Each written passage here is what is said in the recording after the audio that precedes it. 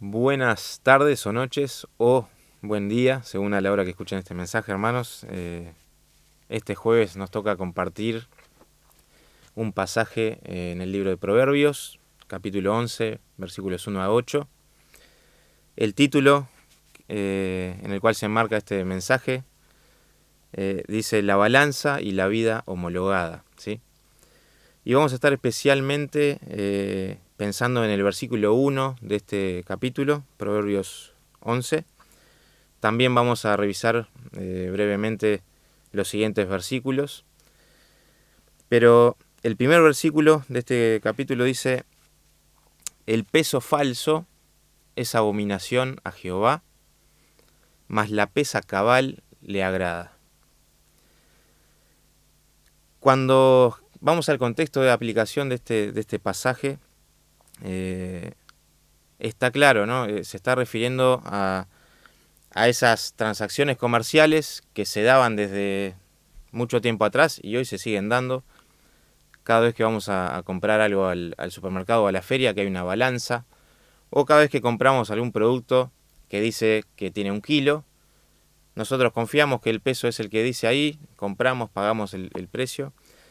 Hay un precio definido por kilo y bueno, ahí hay una balanza o algún instrumento que nos dice, sí, mira, esto es 1 kilo, entonces tenés que pagar tanto, o es medio kilo, tenés que pagar la mitad.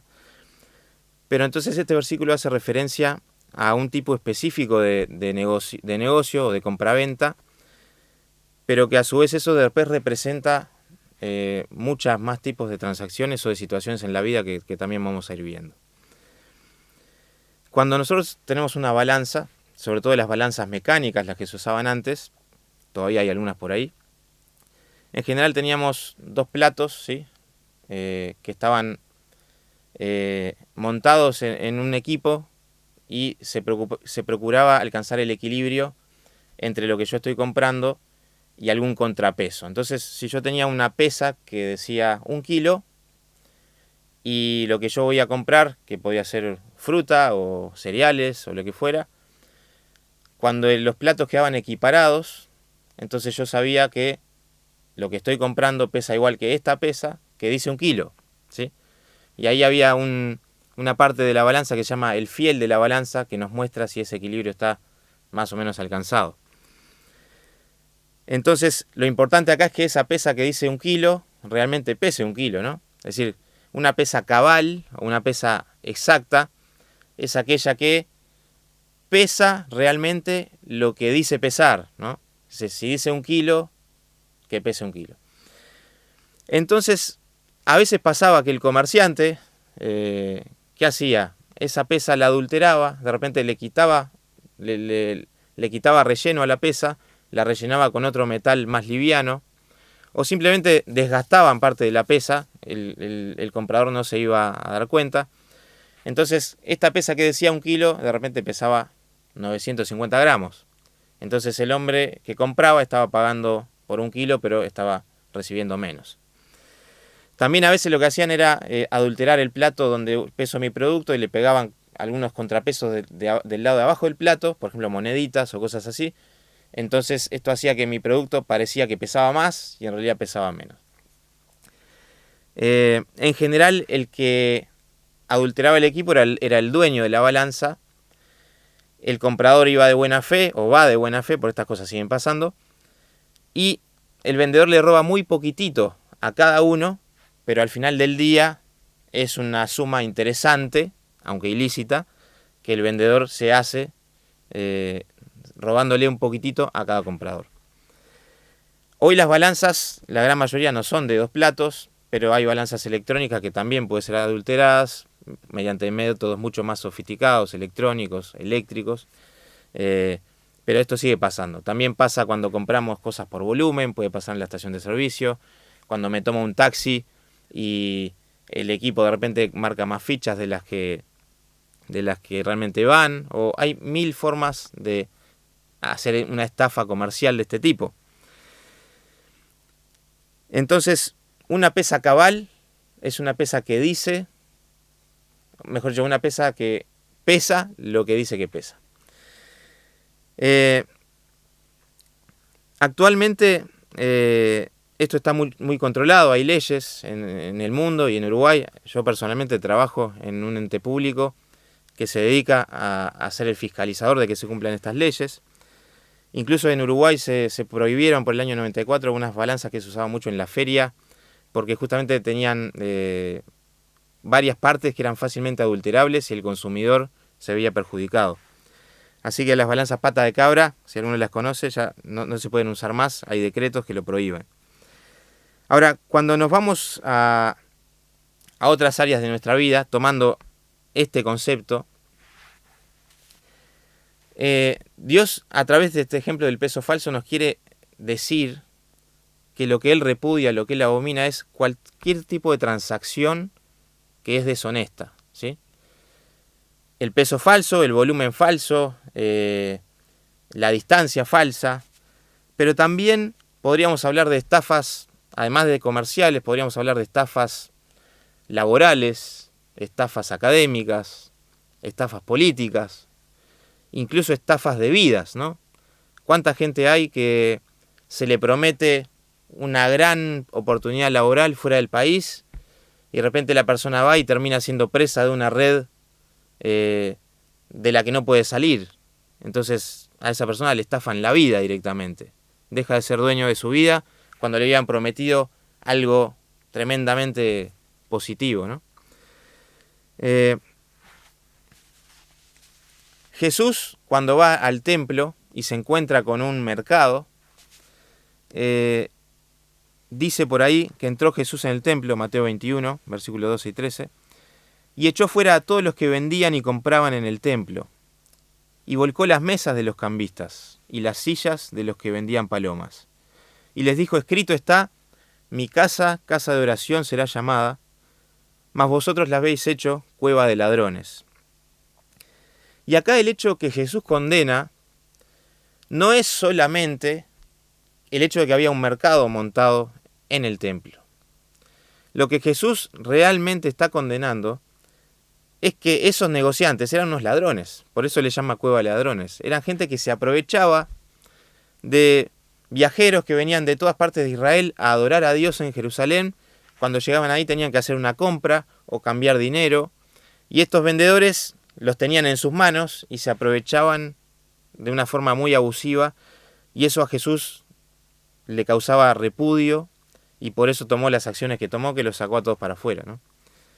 Me acuerdo también una vez que fuimos a Buenos Aires con mi abuelo Julio, yo tenía 12 años, y el taxi que nos llevó desde la terminal de ómnibus al donde íbamos nos dio un paseo, pero fenomenal, y no podíamos hacer nada, éramos turistas, ¿sí? Entonces, en general, estas estafas se dan cuando alguien está en una posición de poder, te tengo en mis manos y me aprovecho de la situación y te robo.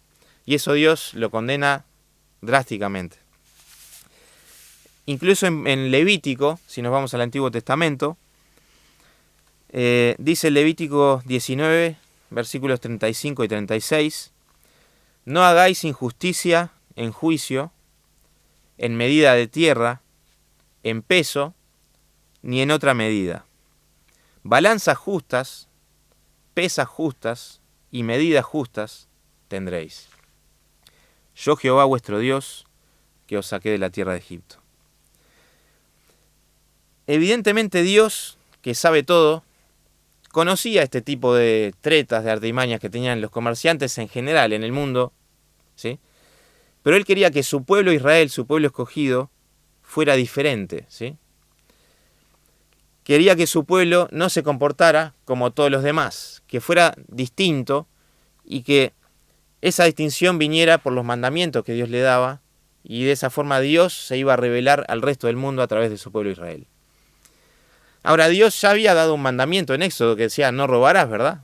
No robarás implica no adulterar una pesa, implica no hacer estafa de ningún tipo. Ahora, ese no robarás tan conceptual, Dios sabe que tanto al Israel del Antiguo Testamento como a nosotros, nos cuesta a veces bajarlo a cada situación de nuestra vida. Dios sabe que somos bastante creativos para bloquear algunos mandamientos para la aplicación en ciertas situaciones. Nuestra conciencia a veces nos desvía o la bloqueamos nosotros para que ese no robarás no sea tan claramente aplicable en todas las situaciones de nuestra vida. Así que Dios, en esta aplicación concreta del comercio, además del no robarás, le dice, mirá, no adulteres las pesas, no adulteres las medidas de volumen, no hagas cosas que son robar, pero no hagas esto específicamente. Y Dios nos pide que seamos ejemplo, que seamos luz y sal en este mundo. Ahora la pregunta es, ¿cómo nos perciben nuestros compañeros de estudio, nuestros compañeros de trabajo? ¿Actúo justamente en lo académico? ¿Sí?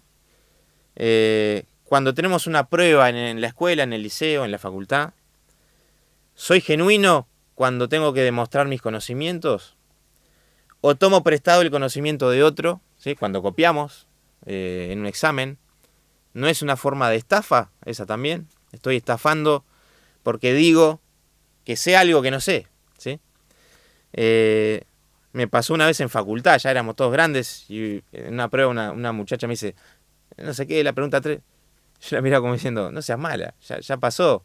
En la escuela, bueno, los creyentes no lo tenemos que hacer, pero ya en facultad era muy raro que alguien adulto quisiera demostrar que sabía algo que no sabía. En el área laboral también podemos estafar. Y a veces siempre pensamos que nos estafan los poderosos, cosa que es verdad. Ahí las mayores estafas son de los más poderosos, no hay duda. Pero mirémonos un poco a nosotros mismos.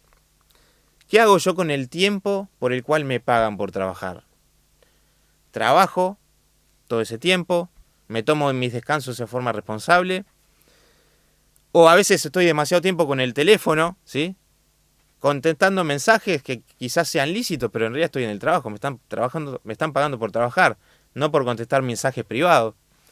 O estoy en redes sociales, o hasta jugando algún jueguito. Me pasó alguna vez con alguna persona de mi equipo que me vino a pedir un aumento. Le digo, pero yo te veo jugar al solitario cada tanto. Yo era joven también, era otra época. Y le digo, mirá, ¿cómo me vas a pedir un aumento si vos usás tiempo del trabajo para jugar? Ay, no sabía que no se podía. Otra vez hace poco me pasó también un muchacho que estaba haciendo algo que era lícito. Él estaba estudiando, ¿sí? Estaba estudiando para un examen, pero en horario de trabajo, ¿sí? Entonces yo al muchacho le dije, mirá, si vos un día tenés un examen, me querés pedir permiso, no hay problema, puede ser una excepción, pero a vos se te paga por trabajar, no por venir a estudiar.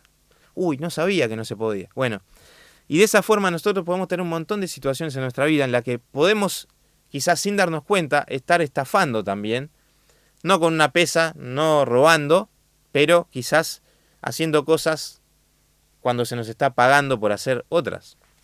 Hasta leer la Biblia, si me pongo a leer la Biblia o hacer algo espiritual en el trabajo, estoy 2-3 horas de mis 8 horas, tampoco está bien, es de mal testimonio. Entonces hay que ser conscientes que nos pagan para algo y tenemos que ser responsables con lo que hacemos con nuestro tiempo. Vamos a avanzar en el capítulo y vamos a leer algunos versículos de Proverbios 11 que pueden no estar directamente relacionados, pero tienen algo de relación sí con el primer versículo.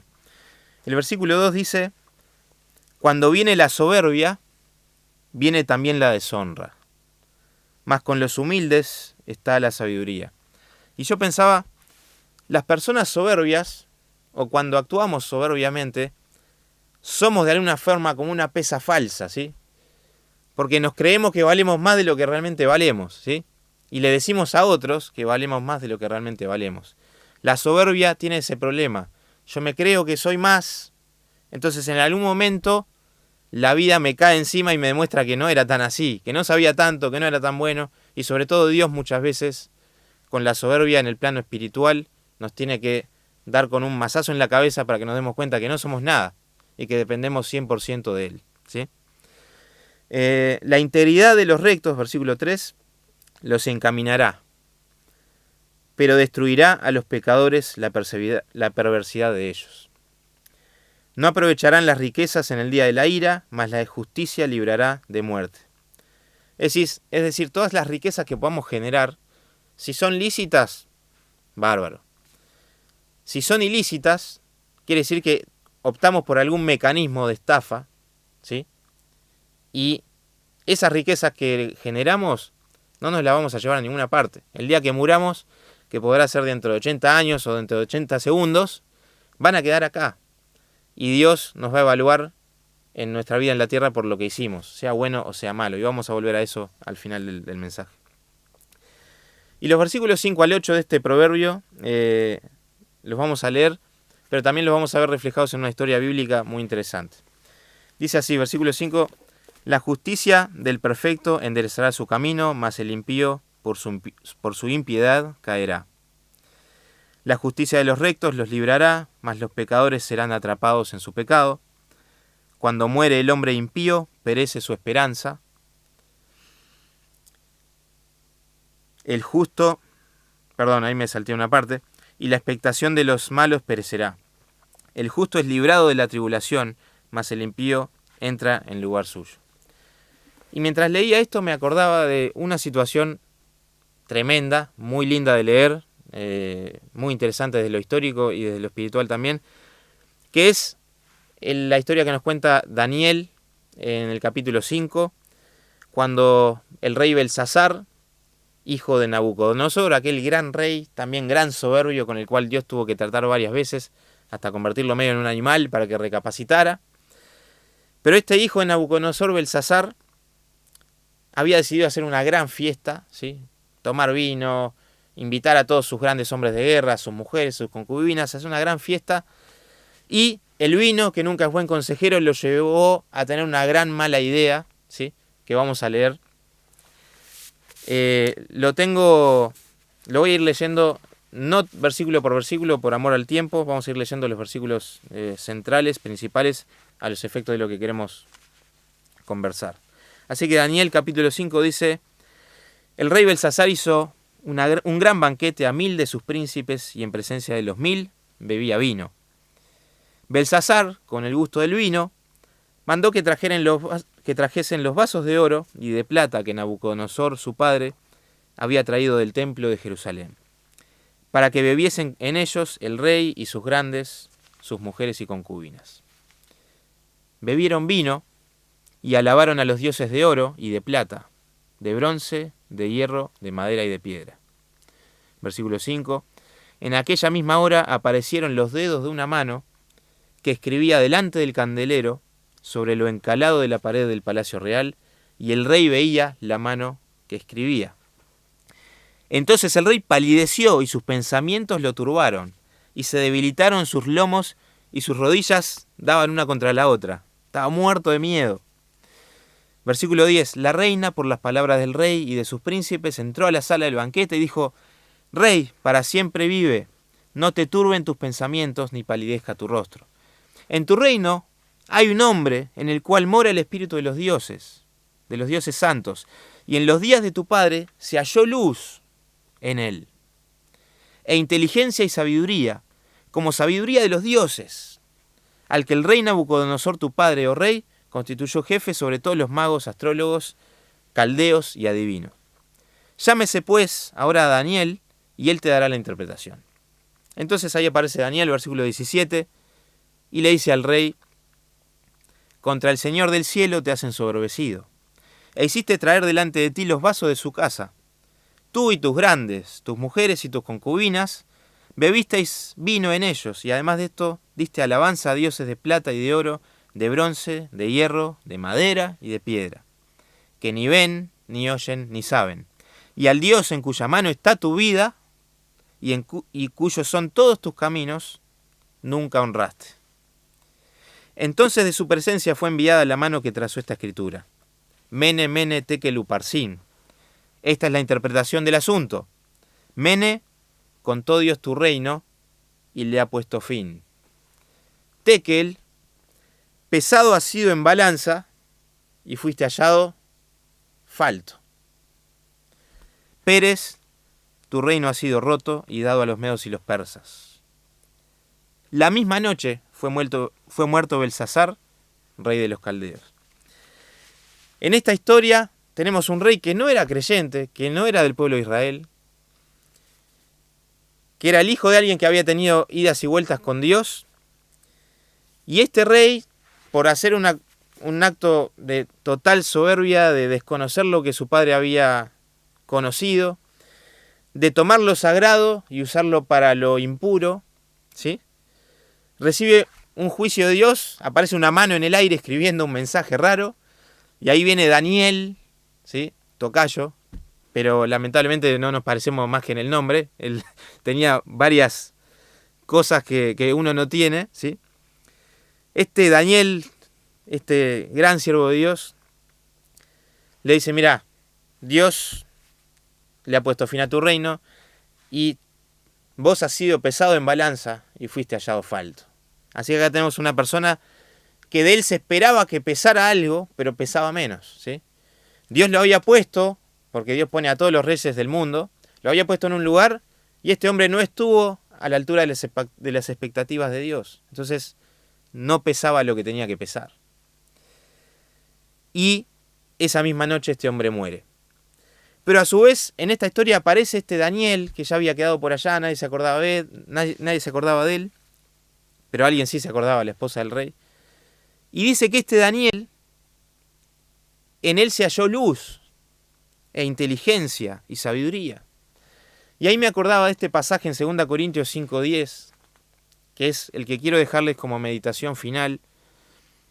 Dice: porque es necesario que todos nosotros comparezcamos ante el tribunal de Cristo, para que cada uno reciba según lo que haya hecho mientras estaba en el cuerpo, sea bueno o sea malo.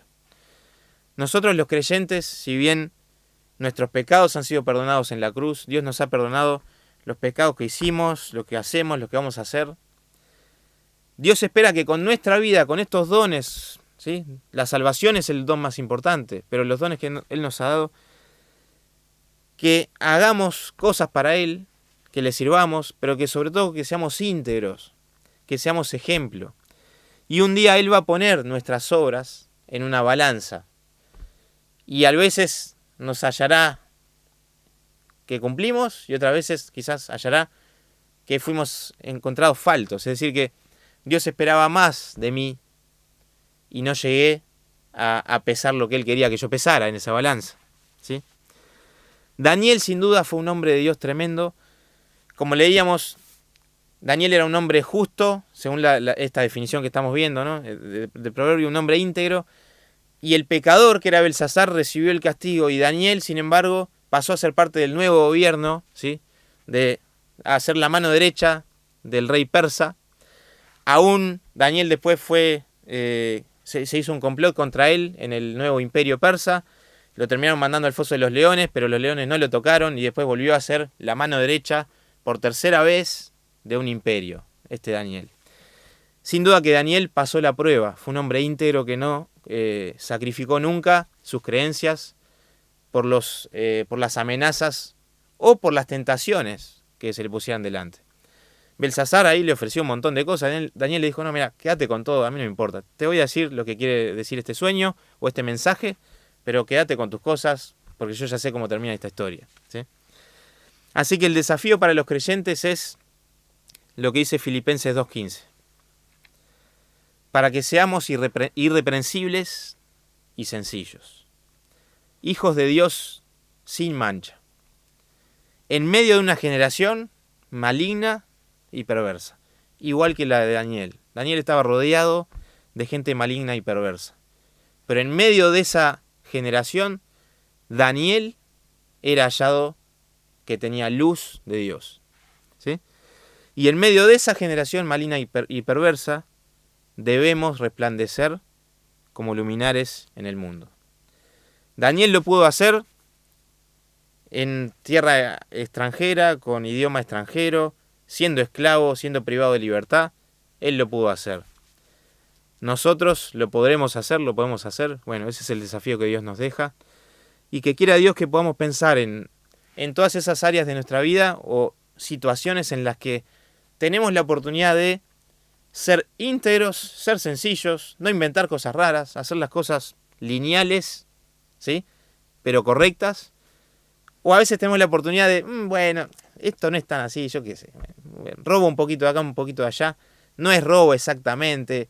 Estoy usando el tiempo para otra cosa. Bueno, pensemos en estas cosas y que cuando Dios nos ponga en esa balanza, nos pueda encontrar que estuvimos a la altura de lo que Él espera de nosotros.